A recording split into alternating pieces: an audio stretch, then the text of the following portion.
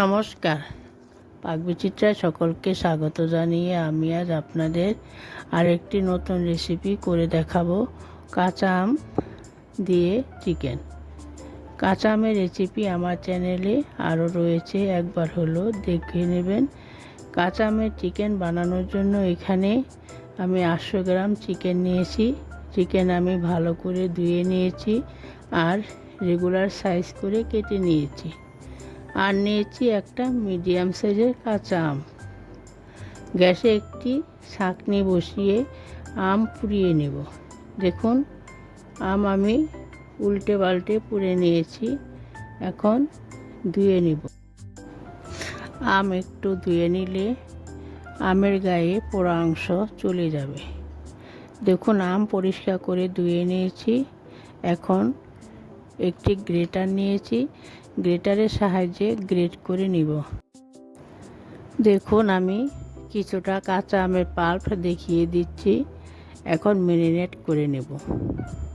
তার জন্য এখানে দিয়ে দিচ্ছি 4 চামচের 1 চামচ কাঁচা লঙ্কা পেস্ট, দিচ্ছি 1 টেবিল চামচ আদা পেস্ট, দিচ্ছি 1 টেবিল চামচ রসুন পেস্ট, দিচ্ছি 4 চামচের 1 চামচ নুন, দিচ্ছি 1 টেবিল চামচ হলুদ গুঁড়ো, 4 চামচের হাফ চামচ কাশ্মীরি লঙ্কার গুঁড়ো। এটা সম্পূর্ণ অপশনাল, চাইলে দিতে পারেন আবার নাও পারেন। আমি দিয়েছি সুন্দর একটা কালারের জন্য। আর দিচ্ছি গ্রেট করা পোড়া আম 2 টেবিল চামচ, দিচ্ছি 2 থেকে 3 টেবিল চামচ কাঁচা সর্ষের তেল। এখন ভালো করে মাখিয়ে নেব। এখন দিব 4 চামচের হাফ চামচ জিরে পেস্ট। আমি এখানে পেস্ট দিয়েছি, আপনারা চাইলে জিরে গুঁড়ো দিতে পারেন। এখন ঢাকা দিয়ে রেখে দেব 30 মিনিটের জন্য।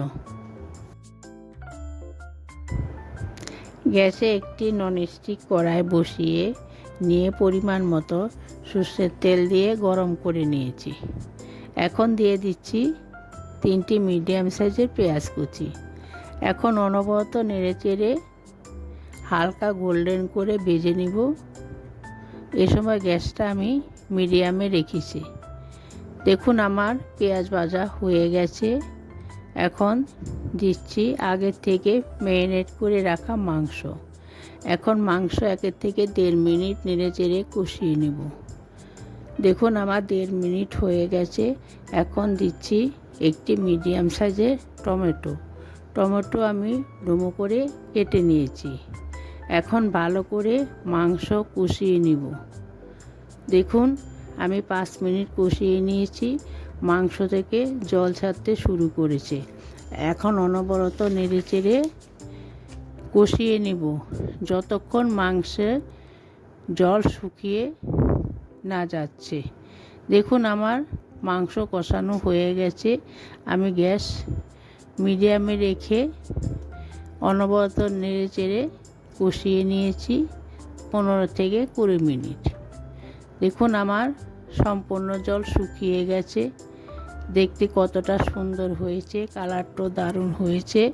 এখন গ্রেভি করার জন্য পরিমাণ মতো জল দিয়ে দিচ্ছি। এখানে গ্রেভির জন্য জলটা আপনাদের পছন্দ মতো দিয়ে গ্রেভি কমিয়ে বাড়িয়ে নিতে পারেন।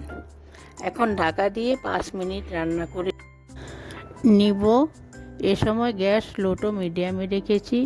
এখানে নুন ঝাল আপনারা আপনাদের পছন্দ মতো দিবেন।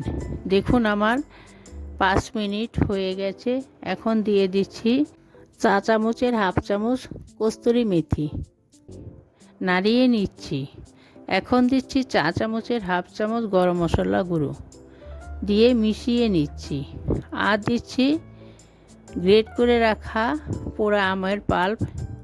এটা আপনারা চাইলে দিতেও পারেন, নাও পারেন। একটু দিলে ফ্লেভারটা ভালো আসবে।